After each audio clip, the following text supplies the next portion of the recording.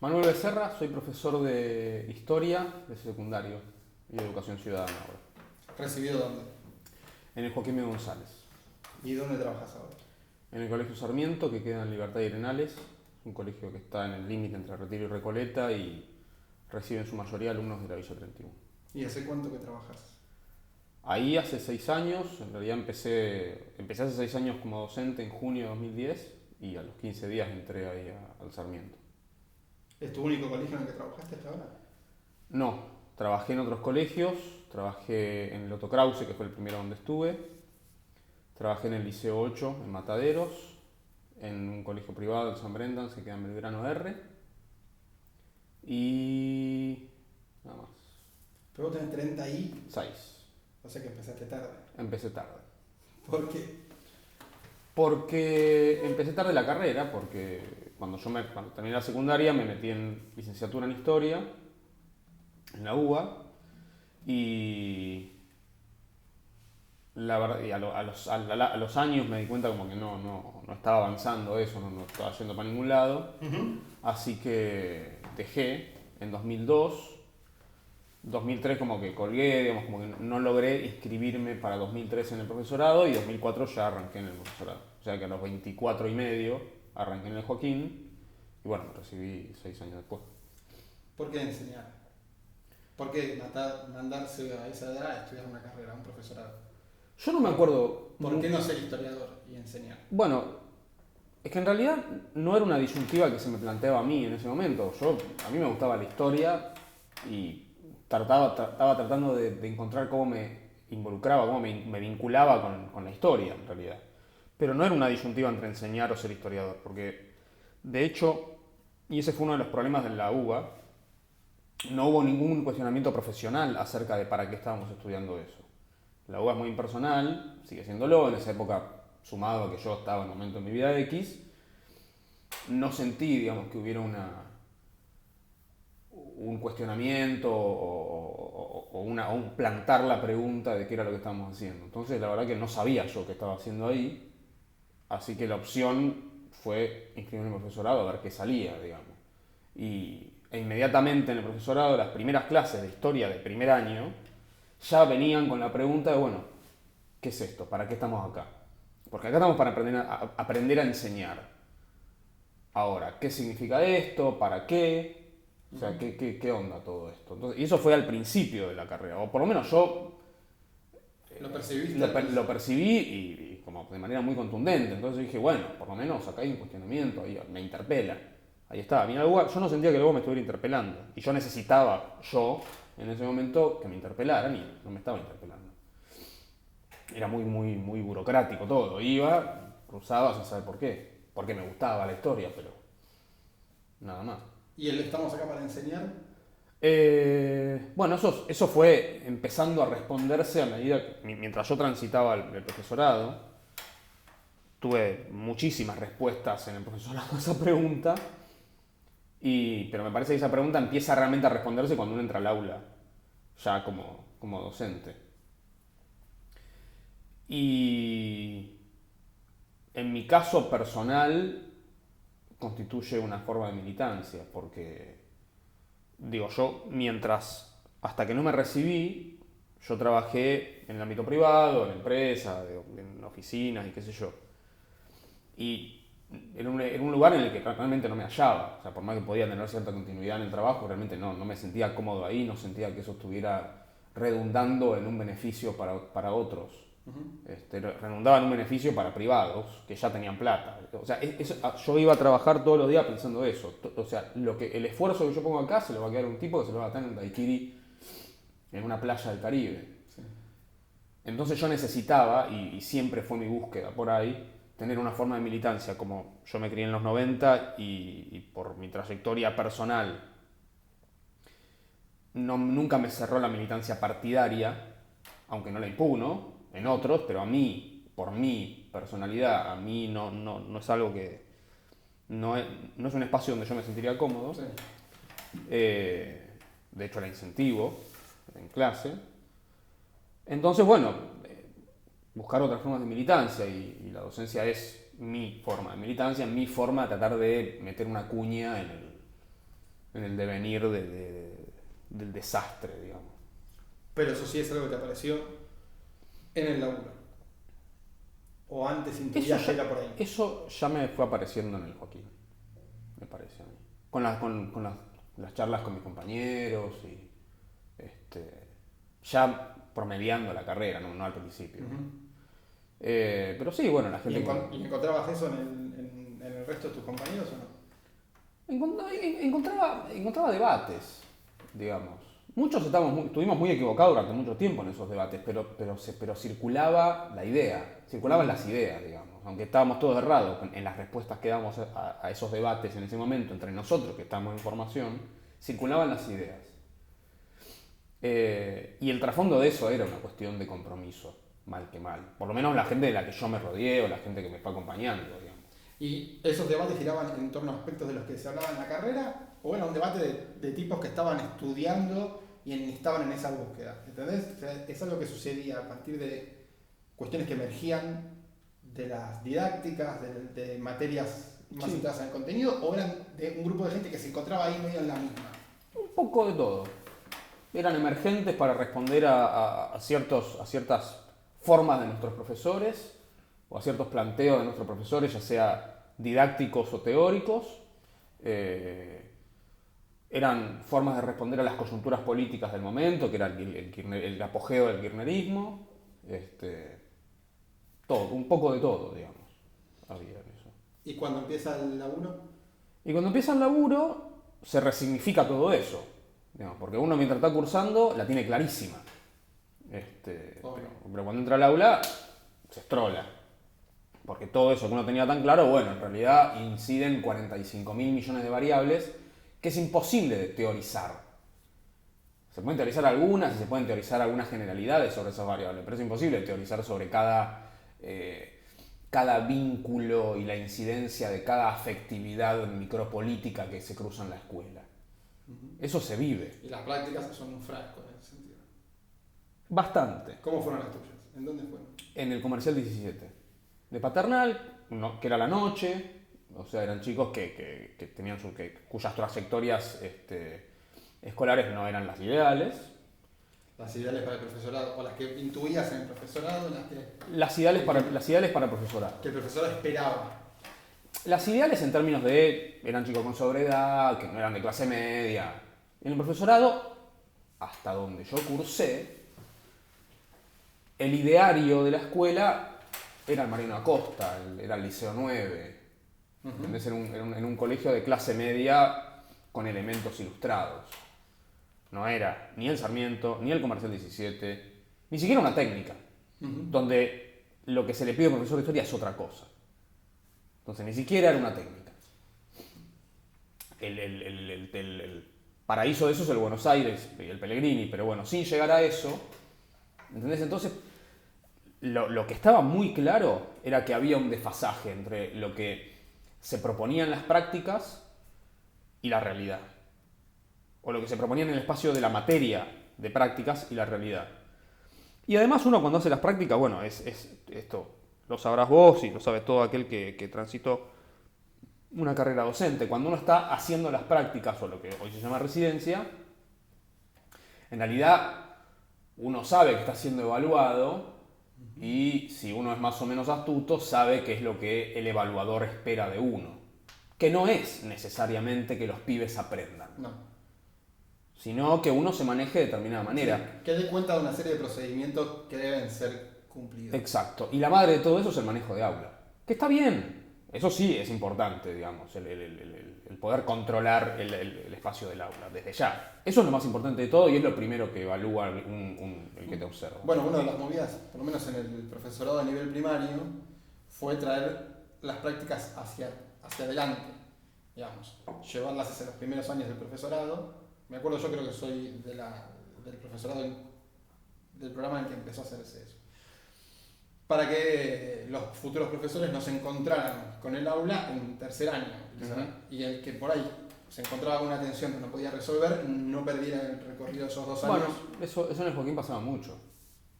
Que de repente, bueno, hacían todo el recorrido, que aparte entre mis compañeros había mucha demanda de de un desafío teórico en términos de la disciplina historia, cuando en realidad después uno se da cuenta que era lo de menos.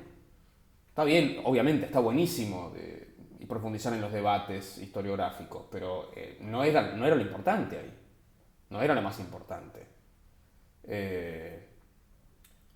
Eso fue en detrimento, obviamente, de cierta actualización. No es que estaba desactualizada la bibliografía, no es que estaban desactualizadas las perspectivas, pero estaban desactualizadas por ahí los debates historiográficos. Que se daban en el Joaquín, que no se daban en el Joaquín. Que no se daban. Claro, porque se sacrificaba eso para darle lugar a lo pedagógico, digamos. Que eran materias muy resistidas. La trayectoria pedagógica, repito, cuando yo cursé, el plan ha cambiado, era muy resistida. Era como ninguneada la parte pedagógica, digamos. Eran como un relleno. Sí, como tips para enseñar esto que usted está Ni haciendo aquí. Ni siquiera eran un tedio. Era como, ¿para qué estamos haciendo estas cosas? ¿Con qué necesidad estudiar psicología educacional, conducción del aprendizaje, historia de la educación? ¿Qué carajo? Metodología. Y después resultó que en realidad era eso. Que aparte algunas de esas materias estaban incluso mal dadas. Porque, qué sé yo, la gente que estaba a cargo de algunas cátedras de psicología era un desastre. Que jamás visitaban un adolescente. Te daban, viste, unas teorías viejas, qué sé yo, y ni por asomo se ponían a mirar qué le pasa a un adolescente en el siglo XXI. Ni de casualidad. Yo la di libre psicología y en la propuesta que tenía la mina, repito, yo la di libre, con lo cual fui como medio distorsionado, pero bueno, había una búsqueda un poco más ayornada de, bueno, qué necesita un estudiante del profesorado de la disciplina psicología, por ejemplo. Necesitaba mirar determinadas cosas. Bueno, eso fue novedoso y además yo igual lo estudié solo, con lo cual tampoco es que me quedó demasiado claro, pero bueno, qué sé yo. Había entre mis compañeros en general había una demanda como como si estuviéramos haciendo la licenciatura. Claro. Y ya, estamos haciendo profesorado. ¿Y te encontraste con mucha gente que hizo tu recorrido? O sea, que de la licenciatura vino al profesorado. No recuerdo. ¿Y la inversa? ¿Esto no es para mí? ¿Me voy a la licenciatura? No. Pero ahí también hay una cuestión de la relación entre el Joaquín y la UBA. O sea, si vos haces el profesorado de historia y vas a la UBA no te reconoce ni una materia. Eso tiene que ver con cuestiones obviamente burocráticas porque no tiene ni pedagógico ni nada. Pero bueno, es una cuestión administrativa, burocrática, de tensiones interinstitucionales, en fin. Pero sí, en cambio, en las universidades del conurbano está la complementariedad. O sea, que vos vas con tu título de profesor, haces 2 años y te dan la licenciatura. Algunas personas sí hicieron eso. Claro, pero no hubo nadie que diga esto de enseñar no es para mí. No, porque esto de enseñar... No aparecía. Y no, aparece en el último cuarto de la carrera. Por no hablar en año, aparece en el último 25% el problema de enseñar. Y este enseñar como militancia, que identificás vos y que reconoces cuando empezás a laburar, ¿te encontraste con otros? Cuando empecé a laburar. Cuando empezaste a laburar. Sí. ¿Con otros que habías conocido en otros lugares que te hayas cruzado en el profesorado o con otros? No, con otros. Me crucé con poca gente con la que yo cursé. Me crucé. Que no necesariamente tenían esta perspectiva o que la tienen en su cabeza, pero en la práctica en realidad hacen cualquier otra cosa que no tiene nada que ver, no solo ni con militar, porque no tiene nada que ver ni con enseñar. Pero bueno, es otra cuestión. ¿Y esta militancia que vos planteás de la enseñanza es posible con cualquier área? ¿O vos entendés que el área que vos elegiste tiene una incidencia especial? No, creo que es posible con cualquier área. Tranquilamente, sí. Y vos la haces porque historia es un espacio que sí te apasiona, digamos. Que es buscarle explicaciones a los fenómenos sociales. Bueno, a mí me interesa buscarle explicaciones a los fenómenos sociales. Si me interesara la astronomía, vería la forma de hacer militancia a través de esa disciplina, pero esta es la que a mí me agrada, me gusta, me siento cómodo, digamos. Pero no porque historia me dé alguna herramienta adicional al hecho de pensar la docencia como militancia. Me parece que en ese sentido cualquier disciplina es posible. Lo que sí es cierto es que en historia necesariamente visitas problemas políticos permanentemente, de forma inevitable, está en el programa, digamos. Sí, sí. Y en las disciplinas de las exactas y las naturales, eso hay que darle por ahí otra vuelta para visitar problemas políticos, digamos. O sea, vos podés hablar de Monsanto, digamos, y la problemática de los transgénicos y qué sé yo, pero tenés que llegar ahí, desde la biología, digamos. No es que eso está como parte del programa alegremente, sino que tenés que llegar ahí. Sí. En historia todo el tiempo estamos hablando de política, todo el tiempo. No estamos hablando de qué es una semilla transgénica, técnicamente, para después hablar de Monsanto. ¿Se entiende? O sea, estamos todo el tiempo hablando de política. Con lo cual, bueno, está más accesible en términos de distancia. Sí, igual ahí se plantea una dicotomía posible, que es una cosa es el objeto de estudio, digamos, planteado como tal, digo, para las ciencias duras o para cualquiera de las otras. Y es verdad que no solo la didáctica, sino que los contenidos actuales medio que impedirían que un profesor de biología hablara de la semilla en abstracto, distanciada, como si eso fuese posible aún en cualquier... Digo, hoy los que elaboran semillas no las laburan distanciadas. Digamos, no hay manera que yo discuta la idea de semilla como una entidad que tiene un sentido por fuera del hombre también. Una cosa es por ahí pensar en términos de la historia como un análisis de la política constantemente, y otra cosa me parece es pensarla como un hecho político constante, el estudiarla. Yo apunto a lo siguiente: lo técnico, con pretensiones neutrales, Sí. en las ciencias duras está más despojado de la política que lo técnico, con pretensiones neutrales, en el campo de las humanidades y las sociales. Entonces, cuando vos laburás el concepto de Estado o el concepto de clase, o etcétera, que son cuestiones, si querés, técnicas, Sí. necesariamente Se mete. Y eligiendo ese aspecto de la cultura, ¿no? Puesto vos en la idea de que esto es mi militancia. A la hora de planificar qué hacer, a la hora de sentarte a pensar, bueno, no sé, ¿qué años tenés ahora? Tengo un primero en educación ciudadana, tercero y cuarto en historia. ¿Qué hago con los pibes de cuarto? Bueno, ahí... ¿Viste la planificación tiene como tres cosas. En el secundario tiene esa cosa medio más, en las medias tiene esa cosa más extraña, que es que vos puedes ser profesor del mismo año durante años. Es el cargo de quinto año B, y es quinto siempre, y nadie te puede tocar ni cambiar de ahí, es muy difícil. Que en otros niveles eso no pasa. Entonces hay como una instancia, que es la primera planificación de la historia, ¿no? Llego por primera vez a este quinto año al que sé que voy a estar muchos años, entonces me siento y pienso, ¿qué pasa con eso? ¿Qué pasa con eso cuando te encontrás con, che, esto es lo que damos en quinto? ¿No? En la primaria es un armario lleno de fotocopias para ver si alguno le rinde pleistesía o no. Y después es cuando uno ya lleva 4 años y se encuentran en enero diciendo, uy, ¿qué hago este año? Vos, estas son para mí, por lo menos son como 3 instancias distintas de planificar. ¿Cómo te encontrás con eso, vos? Yo tengo el desafío todos los años de sospechar de que no estoy haciendo las cosas bien. Y he probado de todo. La mayoría de las veces mal. Probado de todo. Ese probado, ¿para vos es un acto creativo o es un acto profesional? Las dos. Probé de todo. Y las dos. Ok. O sea, es un acto profesional en tanto yo, si veo que una cosa no funciona, debería cambiar la estrategia. Eso es una cuestión de mínima responsabilidad profesional. Y creativo, bueno, uno al hacer eso en definitiva lo que está haciendo es tratando de crear, entre comillas, de cero, una nueva propuesta. Pero es de cero. No es de cero nunca, obviamente, pero sí para lo que es la práctica de uno. Voy a intentar conmigo esto. Claro. Eso es de cero. Es decir, bueno, eso nunca lo hice. No es de cero, obviamente, porque uno tiene toda la cultura atrás.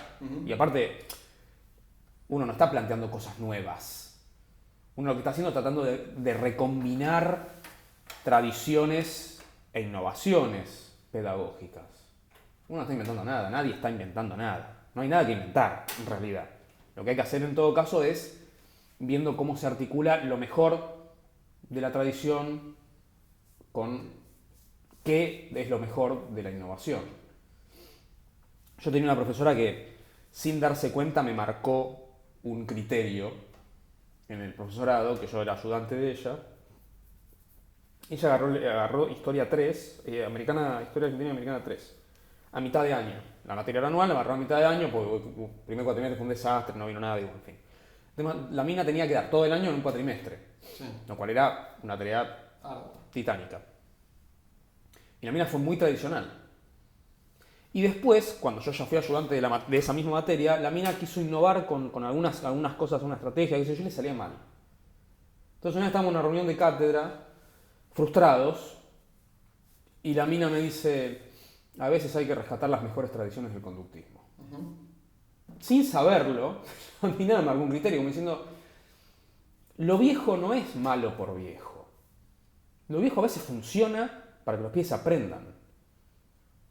El salir bien de este año comprimido en un semestre, cuatrimestre, fue que los que cursaron aprendieron. ¿Eso es salir bien o es pude recorrerlo por completo? No. Viste que No. Trabajé problemas que me interesaba laburar y que generaban un debate. En profesorado es distinto que en media y que en primaria, desde ya. Pero en el profesorado, cuando vos generás un debate y generás un intercambio dinámico de ideas y cuestiones, y no solamente un debate masturbatorio, bueno, eso la verdad que... O sea, la mina con eso se refería a que había evitado la abulia de los alumnos. Sí. En las instancias superiores es algo muy común, y que la mayoría de los profesores le chupan un huevo, en realidad. La abulia. O sea, que estás ahí con el celular en otra, totalmente ido, y solamente vas a estudiar para el final o para el examen y punto.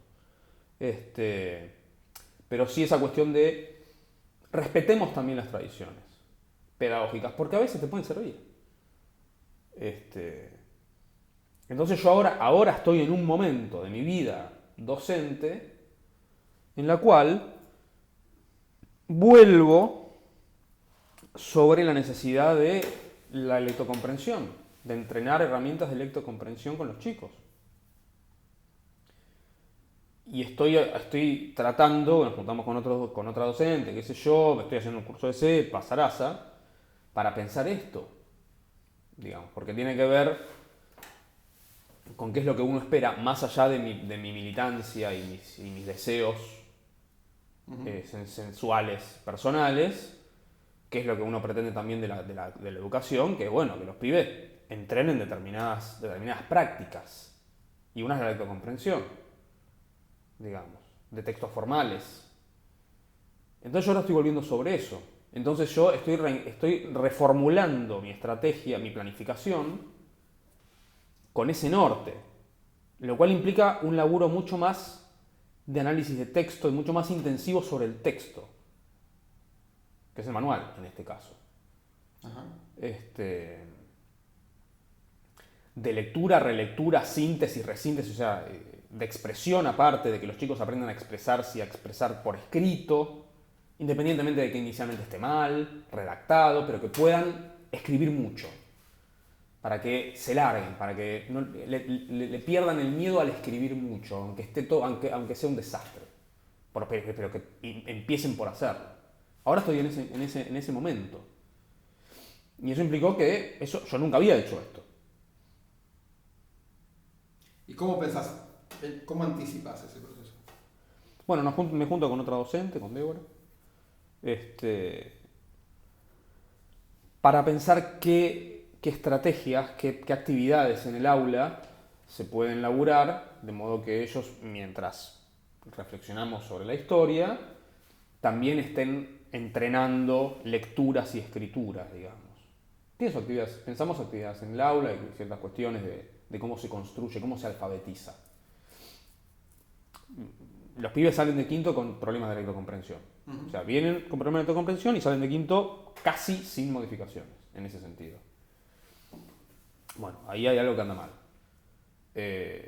Y que tiene que ver con toda una serie de variables del trabajo docente en secundaria, de las tradiciones nefastas de la secundaria, que hacen que cada uno tenga su quintita, que tenga su formulita cómoda, que contribuya al como sí. En realidad ahí no está pasando nada. Pero ponele, vos decís, yo tengo quinto. ¿Qué es quinto año en Sarmiento? ¿Qué es lo que el Estado espera que... Cuarto. Cuarto. ¿Qué porción de la cultura pretende el Estado que vos labures con los pibes ese año? Historia universal y argentina de la segunda mitad del siglo XIX a la segunda mitad del siglo XX. Entonces, vos te sentás y decís... Agarro los contenidos, el diseño curricular de historia, por lo menos, es un desastre. El de la NES. Sí. Y no modifica nada de lo malo que venía de antes. Y el problema central es inabarcable. Porque está pensado desde una lógica enciclopedista y memorística. Está pensado en una lógica de acumulación de información. Sí. Y no tiene ningún sentido. No tiene ningún sentido acumular información en el siglo XXI en la cabeza, porque la información está colgada caóticamente en todo al lado de la cabeza. Exacto. Entonces no tiene ningún sentido acumular. Ergo, no sirve esa forma de pensarlo. Y la gente que hizo el diseño curricular NES de la Ciudad de Buenos Aires en historia, es gente que no tiene idea de esto. Y conozco a esa gente. No te plantea decir, recortá, elegí, o te plantea Claro, todo. Claro. Sí. No. Sí, te lo dice. ¿Entendés? Pero no me interesa que me digas que yo elija y recorte. Por supuesto que lo voy a hacer porque esto es imposible. Lo que debería hacer el diseño curricular, como se hace en primaria, en algunas áreas, creo que en sociales, estos son los conceptos que hay que elaborar. Sí. Estos son los recorridos posibles. 3 opciones para elaborar cada concepto. Punto. Hay que hacerlo igual que en primaria. Por el contrario, vos tenés un contenido enorme donde no te dicen estos son los conceptos a elaborar. Te dan un contenido enorme y una justificación de qué es lo que se debería hacer, de cómo se debería evaluar, que es todo muy lindo. Digo, no es que está anclado en la escuela punitivista. Habla de pensamiento crítico, habla de evaluar como una forma de aprendizaje. Sí, todo, por supuesto, eso está ayornado. Lo que no está ayornado es cómo se piensa el recorrido de contenidos de historia. Y en educación ciudadana pasa, la información ética ciudadana pasa lo mismo. La forma de evaluar lo que se espera de la escuela sí está ayornado. Lo que se espera de la materia en términos muy abstractos, pedagógicos, sí está actualizado. Pero cuando viene la lista... Claro, cuando viene la lista es un choclo así y no te dicen estos son los recorridos posibles para trabajar derechos. Los recorridos es, me parece que la gran demanda que tenemos los docentes es que nos digan qué hacer exactamente dentro del aula. No que nos digan que tenemos que ser autocríticos. No que nos digan la escuela ha cambiado. Sino que nos digan, decime qué hago dentro del aula. De minuto 1 al minuto 80. ¿Cómo reparto ese tiempo haciendo qué? Eso. No se pide nada más. Lo que pasa es que las ciencias de la educación y la gente que se dedica a esto, que tiene una industria en sí misma, que cierra en sí misma, no hace esas cosas. Estamos haciendo diagnósticos sobre la crisis educativa. Yo tengo un blog de diagnósticos sobre crisis educativa. No estamos, pienso en personajes de la neurociencia que andan dando vueltas por ahí diciendo en la escuela deberíamos enseñar el pensamiento creativo. Claro, ¿tenés un libro de estrategias didácticas de eso? No, claro. Porque están chamullando. Porque cierra en sí misma su industria y su venta y su kiosquito. Ahora, cuando vos le decís, A ver, no tienen nada, o no saben hacer eso. Entonces, el diseño curricular NES es un poco tributario de ese tipo de forma de pensar la cosa. Entonces, a la hora de los bifes, te tiran el programa de siempre. Te ayornan toda la fundamentación pedagógica, pero cuando están en el contenido, decís, bueno, otra vez. La única diferencia del diseño, de los contenidos NES, de primer año ahora y primer año antes, es que Edad Media está en primer año. O sea, en primer año vos tenés que ir desde el Paleolítico hasta 1453. En primer año. Bueno. ¿Entendés? Pasando por Paleolítico, Neolítico, Egipto, Mesopotamia, los 45 pueblos de Mesopotamia, Grecia, Roma, Edad Media. Cristianismo, Edad Media. ¿Cómo haces? Es imposible hacer eso. Entonces tenés que... Primero hay que recordar el programa, el de contenido. ¿Y alguien lo hacía? No, que sí, los docentes. Existe una generación educada en la escuela pública de la Ciudad de Buenos Aires que es capaz de hacer ese recorrido. A las chapas, superficialmente. No, sí, una cosa es el que hiciste vos recién, que ponerle que yo también lo puedo hacer. Pero, por ejemplo, la clásica, la simultaneidad. Mientras en Bretaña sucedía esto, ¿qué pasaba en...? No, bueno, pero la simultaneidad se plantea cuando se habla del año en general. No es que en la misma clase, igual obviamente hace referencias, pero vos obviamente cuando... No, está bien por eso, pero digo, lo que digo yo es, vos planteás, bueno, este recorrido, ¿no? Digo, Paleolítico... A edad media. Egipto, incluyendo Islam. Sí, Egipto, cristianismo Edad Media, ¿no? Como un tiki. Yo lo puedo hacer. Pero a mí me quedan como si fuera la historia de un muchacho que se llama Paleolítico, que después le sale 13 se llama Neolítico. No, es imposible. Bueno, después se muda a un lugar con mucha arena y se llama Amon-Ra. Sí. De ahí huye porque se le inunda mucho y se le seca y se va. Digo, eso es un recorrido que yo como estudiante del nivel medio hace 20 años puedo hacer. La cuestión es si en algún momento eso sucedió. Sucedió que un alumno aprendiese eso, que la escuela pretendía que aprendiera. No. Muy difícil. Porque no tienen que aprender eso. ¿Qué tienen que aprender? ¿La lista de los faraones de Egipto? No. Tienen que aprender o sea, y ahí entran mis criterios. Tienen que aprender las formas de legitimación de una autoridad institucionalizada. Que en el caso de Egipto era la teocracia, por ejemplo. Eso es lo que tienen, a mi criterio, que aprender. Que está en el contenido, está en el programa, pero además de la organización teocrática del Estado egipcio, está la cultura, la religión, la economía, taca. Y eso vale para Egipto, para Grecia, para Roma, para Edad Media y para Islam. Y eso está en los lineamientos pedagógicos que te dan, pertenecen a hacerlos para todo esto. Claro. Lo cual es absolutamente imposible. No solo es imposible porque no te da el tiempo, sino que es imposible que los pibes jerarquicen lo importante de eso. Y sobre todo los pibes de primer año. Se pierden, es imposible no perderse. Se perdería un adulto en ese recorrido. O sea, agarremos a 30 taxistas y demos la historia de primer año. No llegamos, por más que sean adultos. No llegamos. No hay forma de llegar. ¿Y entonces? ¿Vos qué haces? Recortamos el programa y trabajamos por conceptos, pero es más intuitivo, digamos. Entonces ahora estoy a cargo de la coordinación del área y lo que estoy haciendo con algunos docentes es armar le llamamos núcleos prioritarios de trayectorias flexibles, para alumnas madres, para pibes con muchas faltas justificadas, en fin. Que son más prioritarios que los NAP, de los núcleos de aprendizaje prioritarios FIL. Sí, porque son una cuestión más negociada internamente. Yo tendría que mirar los NAP, pero me parece que en historia los NAP adolecen de este problema nuevamente. Son inabarcables, otra vez. Entonces el otro día nos sentamos con algunos docentes y dijimos, bueno, a ver, de primer año, ¿qué nos interesa que los pibes sepan de primer año? Y por suerte, con los docentes con los que me senté, había este consenso. Por ejemplo, en el caso de Egipto, digamos. El tema del Estado, de la institucionalización, de la legitimidad de la autoridad organizada, taca, taca, taca.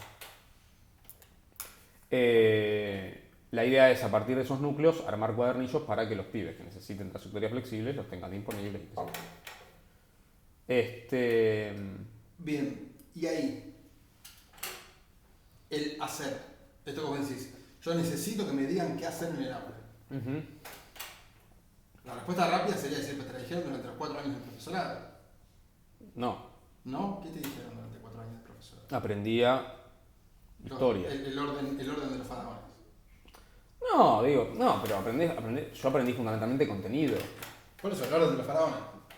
¿O qué contenido? No, pero bueno, porque había uno que te enseñó. Porque no te lo sabía. No. Quiero decir, ¿qué contenidos? Y los nudos problemáticos de la organización del Estado argentino. Uh-huh. Ponele. O de la Revolución Industrial, o de la conquista de América, o qué sé yo. Los nudos problemáticos, digo, el contenido, la disciplina historia, digamos.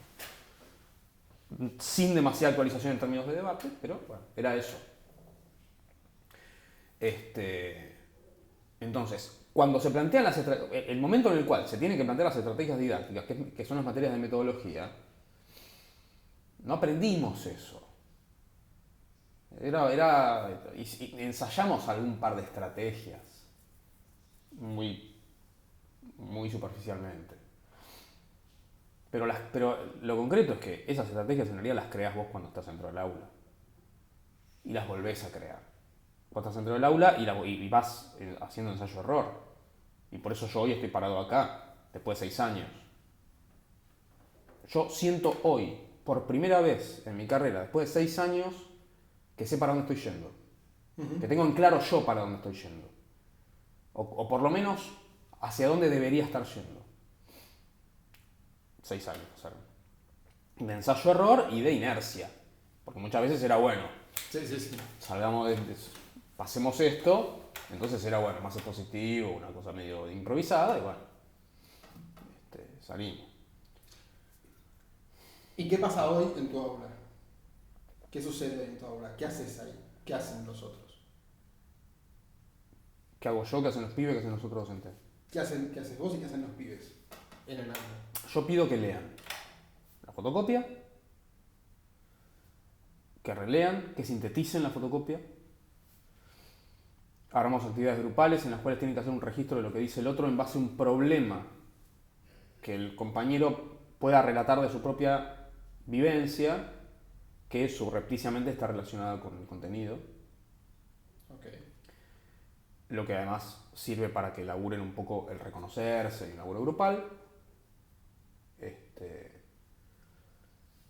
Trato de explicitar mucho cuál es el objetivo de cada actividad,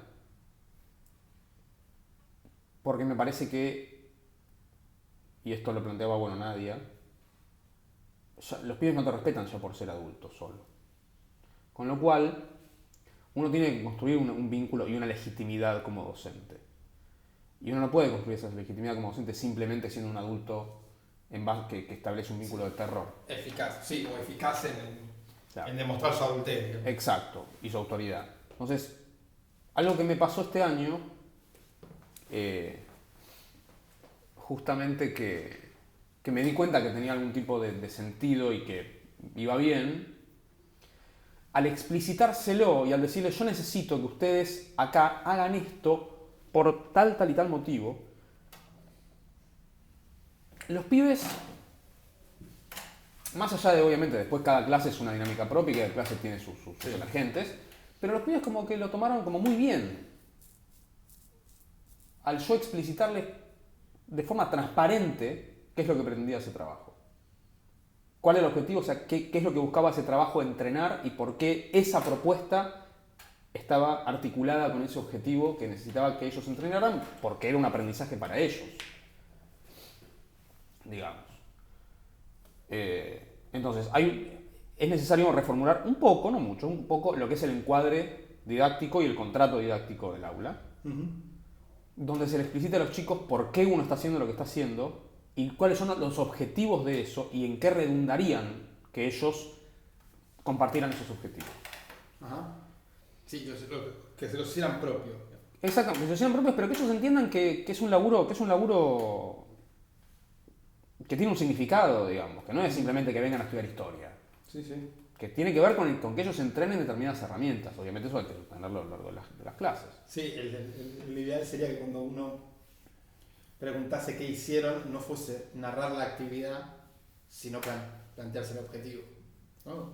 ¿Qué hicieron hoy? Y estuvimos tratando de leer mejor. Claro. No, estuvimos leyendo un texto, haciendo un resumen. Exacto.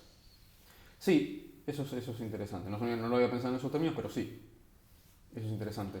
Después otra cosa que todavía no... yo todavía no armé nada, pero está en la parrilla, digamos, es que laburen textos trabajando con los conectores, o sea, que armen textos trabajando con los conectores. O sea, yo les tiro los conectores y bueno, me tienen que explicar este párrafo, explicar, y ahí también, de nuevo, desmontar, porque una de las cosas contra las que yo lucho son las propias tradiciones del alumno real que aprenden los chicos durante toda su trayectoria y que en el caso de historia es copiar y pegar. Sí, sí.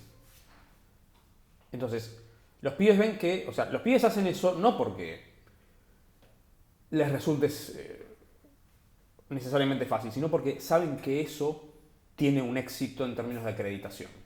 Sí. Y que si una trampa de eso es que si uno como profesor se plantea no cumplir con esa expectativa, tiene que hacerse cargo de que no la está cumpliendo y ver qué va a hacer. Bueno, porque eres un buen alumno. Bueno, en los términos en los que fue... Claro, claro. O sea, digamos, yo soy consciente de que cuando yo les planteo esto, que los pibes me miran con los ojos como dos platos, yo los estoy sacando de su entrenamiento como alumno para historia. Y me miran con cara de no nos hagas esto. Esta es la posta, me ponen esa cara de no me saques de esta estrategia que me viene funcionando. No aprenden nada, pero me viene funcionando. Con lo cual hay que ser muy amoroso para explicarles por qué uno los está sacando de ese espacio de confort. Claro. Entonces, hay que explicárselo, hay que hacerlos entender y que no le tengan miedo a la nota. Que la nota es un emergente, que en realidad yo estoy hablando de un proceso. Pero bueno, hay un montón de cosas, de sentidos comunes que los pibes se han construido, no en vano, que se han construido porque la escuela los ha acompañado a construir eso, que de repente un docente, dos, tratan de desmontar. Y que para los pibes es como disruptivo, digamos. ¿Qué estamos haciendo? ¿Qué es esto que estamos haciendo acá? Tan distinto de lo que veníamos, o distinto de lo que veníamos haciendo antes y venía saliendo bien, entre comillas. Porque nos sacábamos buenas notas. Bueno, es todo un laburo. Y lo que hago en clase, esto te digo, digamos, es mucho laburo con el texto. De lectura, de escritura, de trabajo grupal, de interpelación al otro, de que el otro cuente, registrar lo que dice el otro, armar un texto, identificar los conectores. Por ahí va.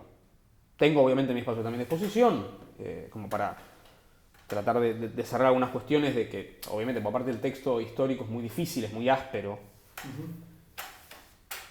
Entonces, bueno, por supuesto tengo mis momentos de exposición en los cuales trato de clarificar lo más posible las asperezas del texto, digamos, para que ellos puedan después hacer una síntesis que ellos puedan después recuperar para ellos y entenderla, digamos. ¿Y se encuentran los pibes en estas aulas, en la tuya o en la de otro, con problemas, con algo que nos desafíe este laburo de leer, escuchar al otro? ¿Vos entendés que para ellos es un desafío? Hoy los interpela, vos lo ves suceder, lo hacen. Yo creo que sí. Pero fundamentalmente me parece que lo que mejor he hecho yo este año es esto de explicitar los objetivos. Y a veces, y esto obviamente es muy difícil, también de forma personalizada. Tengo dos pibes en un aula, en un curso, que son medio bardo. Tengo un pibe que volvió al colegio, le habían dado el pase, estuvo un año fuera y volvió. Y está haciendo un esfuerzo, está luchando consigo mismo. Pero se nota que está luchando consigo mismo y por supuesto inicialmente no obtiene los resultados que espera. Entonces el otro día estábamos haciendo un trabajo, una evaluación, entre comillas, un trabajo. Y al pie le costaba. Entonces yo después, bueno, me entregó y dije, mira, Brian. ¿Qué Brian? González. Le dije, mira, yo veo que estás haciendo un esfuerzo grande.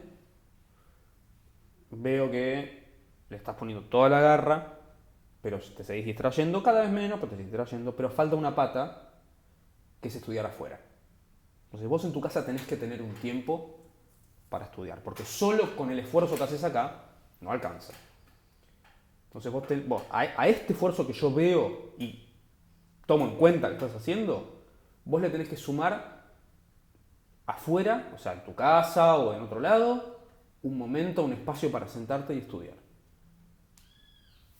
Y planteárselo, bueno, y el pibe lo toma, o lo toma más, menos, pero bueno, el pibe ve ahí un adulto que se está preocupando de forma personal por un problema que tiene él en serio. No le estoy diciendo vos tenés que vivir mejor tu vida con el dedito levantado diciendo vos sos un niño desacatado. Lo que pasa es que no disfrutás, no sabés disfrutar Claro. de la vida.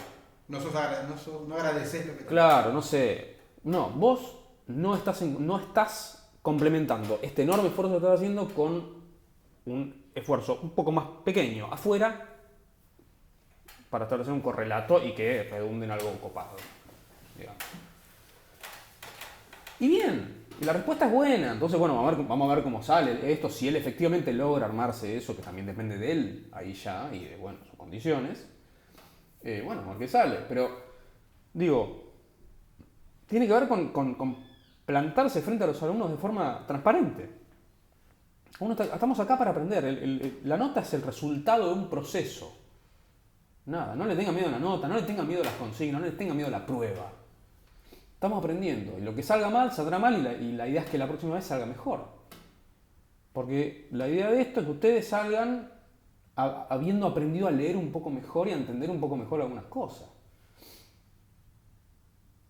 Pero yo no sé si hay muchos docentes que establecen un vínculo de estas características con los pibes. Me parece que hay mucha comodidad y mucho formulita, porque digo, esa idea de los pibes de copiar y pegar del manual de internet o donde fuere, digo, encastra perfecto con que los docentes le proponen eso. Pero no sobrevuela igual en el discurso general que eso no está bien visto por la escuela. No es ¿Qué cosa? El copiar y pegar. ¿No es parte del discurso cotidiano de nosotros como docentes ese discurso de decir, chicos, no copien y peguen, esto está sacado de otro lado? Pero vos me decís que en la práctica eso no sucede. Sí. Lo dejo ir. Uh-huh. Sí. O les digo que es investigación. Envuelvo ese pedido de información en que esto es una investigación, por lo tanto vale copiar y pegar. Sí. Pero después no produzco nada escrito, digamos. Uh-huh. Sí, hay mucho de eso, mucho de, che, que ahora los chicos copian y pegan y vos después desaprobás el trabajo de copiar y pegar. Pero muchísimo. Pero por eso, a mí yo tengo la sensación a veces de que la jugarreta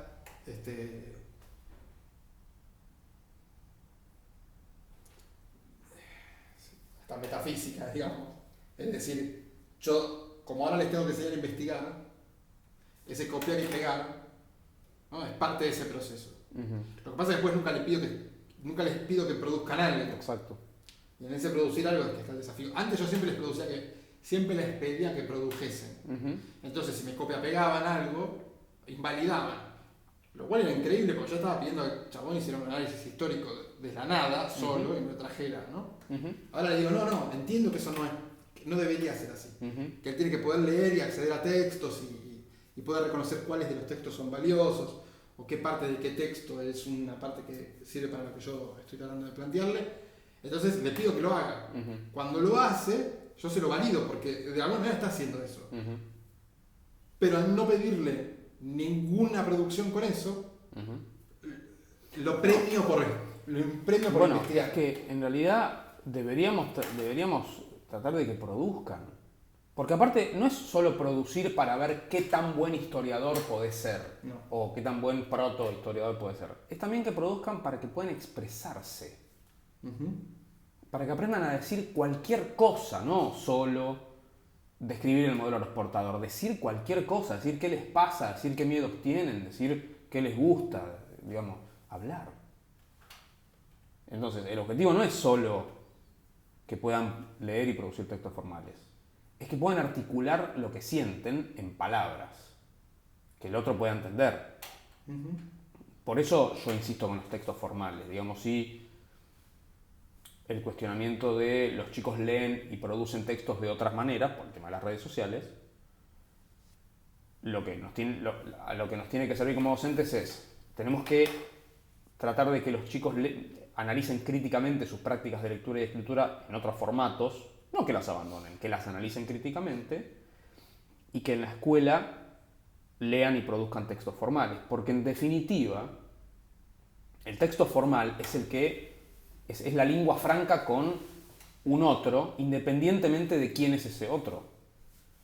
Porque la lectura y la lectura y la escritura en otros formatos, en todo caso, es un código compartido por grupos. Ahora, cuando vos te tenés que relacionar con una autoridad, con un juez, con un cana, con el Estado, con un docente, con un médico, el texto es formal. Yo no lo... A ver, de acuerdo con vos, ¿eh? Pero hoy también estamos viendo como la vuelta atrás, el sacar la foto y denunciármela por Twitter, que yo soy el control de tránsito de la Ciudad de Buenos Aires, y tu vínculo conmigo como estamento oficial es el mismo método corto, digamos, es foto, ¿no? La captura, comentario y enviar. La imagen en sí misma vale. O sea, yo te muestro la falta, ¿no? O el ir a registrar eso que sucede en la calle, en una discusión, en una asamblea. O sea, como que el registro, la posibilidad que ahora todos tenemos de registrar, hace que vos no produzcas o no tengas la pulsión o la necesidad de producir texto formal. La cuestión es que en algún momento pareciera o la escuela quiere que sigan existiendo esos textos formales, ¿no? Yo creo que más que tienen que ver con que se vinculan con la autoridad, con los representantes del Estado o lo que sea, tiene que ver en algún lugar con el hacer historia, con el reflexionar. Hay una instancia reflexiva en esos textos que no ocurre con la otra instantaneidad. Sí, claro. Bueno, esta es otra cuestión. La instantaneidad implica porque, digo, sus mayores intercambios con sus amigos son, ¿qué hacemos hoy? Vamos a tal lado, taca, taca, taca, taca, ¿qué te pasa? Nada. Vienen por ese lado, o sea, son intercambios donde no hay una fundamentación, donde no hay una fundamentación sólida sobre una idea compleja, digamos. Y los textos formales tienen eso, pero para eso no se necesita paciencia. Paciencia para esperar que el autor me diga lo que me quiere decir y paciencia para yo poder introducir adecuadamente eso que quiero expresar. Paciencia. Porque si no es la puteada. Sí, claro. En un comentario de Facebook. Si no es el análisis de lo que vos decís. ¿No? Claro, y la puteada en un comentario de Facebook. Eso no es una fundamentación de una idea compleja, eso no es una crítica compleja, es una puteada. Si vos te pones como objetivo, bueno, yo quiero que ellos puedan producir textos formales, textos tan formales como el marco de este momento de su recorrido escolar permita, tanto como yo como profesor proponga, ¿no? Digo, enmarcado en ese sentido. En este cuarto año que hablamos ahora, ¿vos cómo evaluás qué sucedió? Inicialmente yo lo que estoy tratando es de que escriban lo más posible explicando un problema. Una frase del manual, por ejemplo. Explícame esto. Y que eso cada vez tienda más, o que cada vez se tenga más de su propia voz. Entonces yo, al corregirles, por ejemplo, que a la explicación de esa frase del manual pusieron el párrafo del manual, les digo, mira, esto está copiado y pegado, todo bien, pero acá el objetivo es que ustedes vayan metiendo esto. Y en historia pasa mucho esto de la expectativa que los chicos sienten con respecto a la expectativa del docente, mejor dicho. O sea, la expectativa que los chicos perciben que tiene el docente. Entonces, tiran palabras que no entienden. Y se nota que no las entienden. Entonces, la producción del texto es que cualquier cosa, no se entiende nada porque ni ellos entienden lo que está ahí. A mí me parece muy interesante lo que decís para contraponer alguna cosa que nosotros ya discutimos alguna vez. Que es que yo no planteo que no existen tus palabras. No existen las palabras de otro. Las palabras, si fueran solo tuyas, yo no las podría leer. Pero la idea de propia voz sí me resulta interesante. Que en eso que vos escribís aparezca tu voz no es lo mismo que aparezcan tus palabras. Digamos. Tiene que haber no es lo mismo reconocer que fuiste vos el que lo escribió, porque está tu voz en ella, que porque están las palabras que vos usás ahí. Y eso me parece un desafío mucho más grande, porque tus propias palabras era un juego perverso, ¿no? Porque implicaba la posibilidad de entender una palabra que no me era propia y una traducción a una palabra propia. No tenía sentido, porque si yo ya había entendido que esa que no me pertenecía, ¿para qué usar la mía? ¿No? En vez de decir el hombre, decir el chabón, no tiene mucho sentido. No. Porque si puedo hacer esa tarea, entonces ¿para qué la cambio? Cuando hombre sí es compartida. Ahora, la voz no ocurre lo mismo. Porque cuando aparece la voz es porque yo no estoy entendiendo. Cuando escucho tu voz es porque hay algo ahí que ya no es el texto hablándome a mí, o no soy yo hablándome a través del texto sino que te escucho a vos directamente. Eso me parece que es un desafío. Bueno, pero ese es el norte. Cuando uno dice tus propias palabras, en realidad me parece que como docentes lo que nos pasaba era esto, con tu propia voz, pero por ahí no encontrábamos la forma de expresarlo de manera más fina.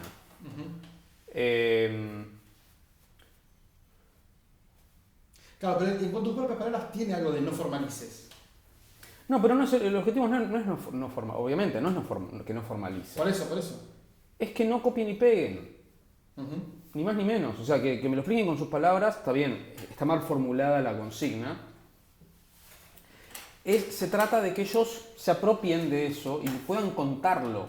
Y me lo puedan contar. Estoy de acuerdo. Por eso digo, hay algo, me parece superador la idea de propia voz. Mucho más. Porque el contarlo, digo, es imposible que no aparezca la propia voz, ¿no? Aparece aún cuando uno hace el esfuerzo de mantener incólume el texto que lee, porque las tensiones que aparecen, la resistencia que se encuentra, hasta el habla en sí misma, evidencia. Ahora, si yo te pido, para que en lo que vos me digas de esto tenés que estar vos, es otra cosa, en ese relato. El tema es cómo ves eso en la escuela, porque eso implica conocer mucho al pibe, para poder dar cuenta de que esto sucedió. A mí me parece que se nota. Fácilmente se nota cuando está la voz del pibe. Porque, digo, y yo esto lo contrasto con este laburo que hice del registro de lo que dicen sus compañeros sobre una vivencia personal. Que, como te dije, subrepticiamente tiene algo que ver con aquello. Que los chicos narran mucho mejor eso que el problema que yo les planteo que narren. Entonces ahí hay algo. Pero yo creo que en muchos casos de eso lo que hay es la idea de que una cosa es escolar y debe ser narrada de una manera y la otra, como no es escolar, puedo narrarla tranquilamente. Ok, pero mi objetivo es esa tranquilidad de la narración y no es usar chabón en vez de hombre. No, esa tranquilidad en la narración de poner las ideas ordenadas con conectores, es eso, poner ideas ordenadas con conectores. Cuando es más relajado, le sale mejor. Pero el texto histórico tan áspero implica que ellos sienten que tienen que cumplir un piso para el que ellos creen que no llegan. Cuando en realidad lo que yo les trato de decir es, hagan exactamente eso con este texto histórico. Y lo que no entiendan no lo pongan. Y uno me puso, tal parte no la hice porque no entendí qué significa liberalismo. Bien. Perfecto. Bien ahí. El pibe detectó qué es lo que no entendió. El concepto de liberalismo. Bárbaro, complejo, qué sé yo. Y me dijo, me puso en el trabajo, no lo hice porque no entendí el concepto de liberalismo. Bien, identificamos qué es lo que no se entendió. Fantástico. Bien.